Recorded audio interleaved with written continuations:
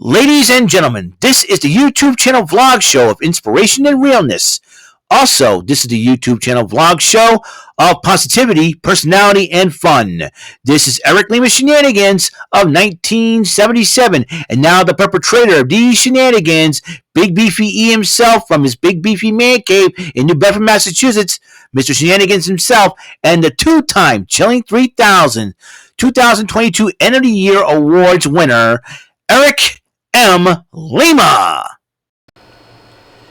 Thank you very much, Mr. Announcer, sir. Well, hello there, everyone. Welcome to yet another episode of Eric Lima Shenanigans of 1977, episode 694, the show, July the 7th, 2023, 10:53 p.m.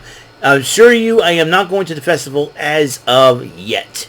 That's right. It opens up at 12 today, so I wanted to get two of these episodes over with before I'm able to do that. So that's what I'm going to do right now. And no interruptions or anything like that. Got to get going. So let's get rolling here. If I apologize, this video is going to be a little short because I did watch Impact. I did watch Impact on my tablet there, and it worked out very, very well. I'm so happy to do that.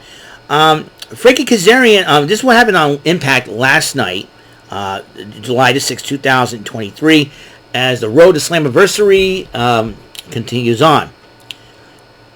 Frankie Kazarian went one-on-one with Eddie Edwards for the second time in a rematch, and Kazarian won the first fight. But in the second fight, the match was going pretty good until Alicia Edwards, when the referee was distracted, was knocked out, accidentally knocked out by Eddie Edwards. Alicia Edwards took the opportunity while Kazarian was going to go for a top rope maneuver, and nails Kazarian with a kendo stick during the matchup, and Eddie Edwards hits the Boston Knee Party. 1, 2, 3. Eddie Edwards is your victor. More on that situation. Chris Sabin cut a promo on Lio Rush about what happened to him last week when he got blindsided by Lio Rush. And Chris Sabin goes, "You want a shot at me? Fine. You know, I usually never do this, but I'll let you jump ahead of the line. You and me, Slammiversary for the X Division Championship." Now,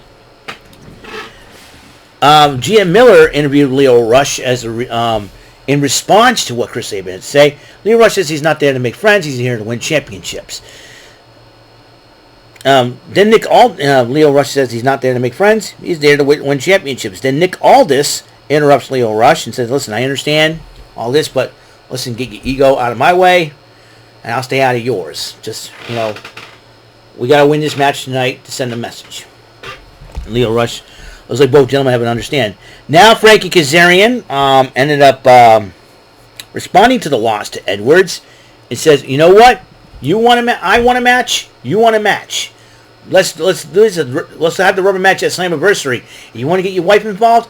I'll get my wife involved." He says, "The original knockout Tracy Brooks will be in my corner at Slammiversary." So that is where you have it at Slammiversary.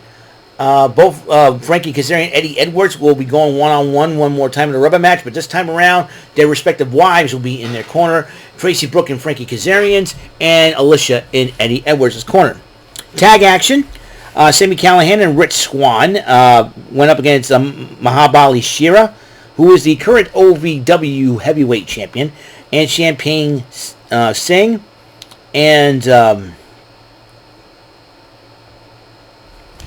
it was a great tag team match. Swann and Callahan did pick up the victory over Shera and Singh.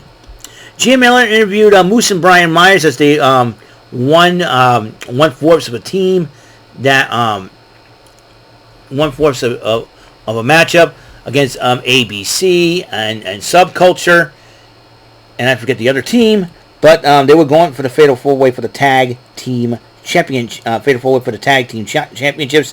They said we're going to go out and we're going to win them. And then before the Impact, Santino Marella grills Dirty Dango about what Dango said about his family, especially towards his daughter, NXT superstar Ariana Grace.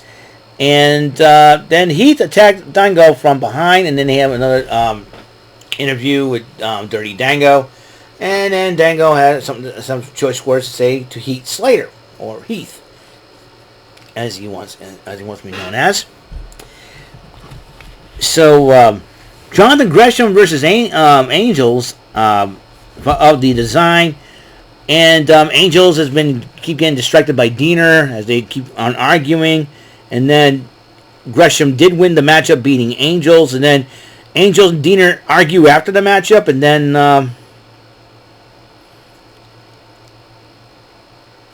and then Angels had enough, shook Gresham's hand, walked away. And Diener was very, very upset about that. And ABC, that will be Ace and Bay. The Ace and Bay Club promo on Slammiversary, how they're going to make sure to retain the titles in the Fatal 4-Way. But the Rascals interrupt and say, hey, how about us getting us a shot? I said, you want to prove yourselves and prove, we just got back together. So, and I found out that Zachary Wentz will go one-on-one next week against Chris Bay. So PCO and Scott D'Amore were getting ready for their matchup. PCO was using the cables to zap himself to life or something like that. Oh, nuts. And Trinity confronts Deonna Purrazzo about what happened last week. And then Deonna Purrazzo goes, I want you at 100%. And then they're like, okay, fine. They never brawled or anything like that. They just, okay, fine. 100%. Handicap matchup, PCO versus the Good Hands. That's John Schuyler and Jason Hotch. While Scott D'Amore joins the commentary, the Good Hands may start making fun of PCO before the match, but then PCO just made the Good Hands pay for running their mouths and ended up winning the matchup. And then after the matchup, Jason Hotch confronts D'Amore, and then both men decide to fight it out. Bully Ray shows up and about to attack D'Amore. Macklin attacks both PCO and D'Amore with a chair. And then Macklin decided to handcuff D'Amore to the ropes while they both took turns attacking PCO. And then they dragged them into the back, into the garage area, so to speak. Hallway garage area. And then they poured battery acid down his throat, and then Bully Ray decided to put gasoline on him, poured it on the poor guy, setting PCO on fire.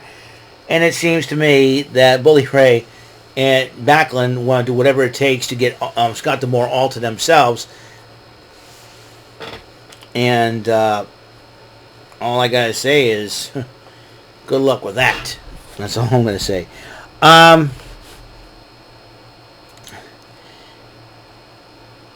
am I? Gia Miller interviewed D'Amore as he looks for PCO, and PCO sounds like PCO's he's frankly looking for PCO. Courtney Rush, a.k.a. formerly known as Rosemary, went one-on-one with the quintessential diva Giselle Shaw, and because Jai Vidal and Savannah Evans get involved, and Shaw picks up the victory. And while Kenny King and Sheldon Jean talk, two female fans interrupt them, and one of them was trying to grope him. Hey, and then, one female fan trying to give him money. Hey, and then Joe Hendry interrupts them. He says, what you got wrong? Hey, listen, he goes, hey, you started this, you're going to end it. He's going to say his name, and then Yuya Uemura appeared. Say his name, he appears. His name is Yuya Uemura. I'm like, oh boy. So it looks like a tag match between Kenny King, Shelton Jean, and Uemura, and Hendry will not be far off. Finally, the main event, the Motor City Machine Guns. That will be Impact World Champ Alex Shelley, X Division Champ Chris Sabin took on their respective challengers, Leo Rush and Nick Aldis. And Leo Rush and Nick Aldis used some chicanery, including a low blow, giving the Motor City Machine Guns the victory. Not Machine Guns.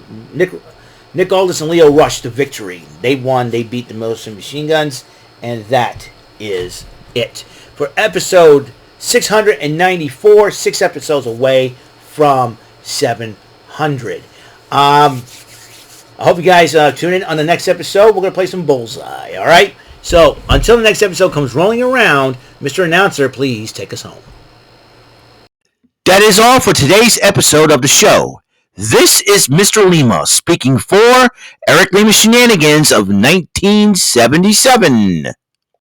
A Big Beefy E, do for Bob Saget production, and in association with A Sweet Bofa Raving Dingleberries Telepictures and Distribution.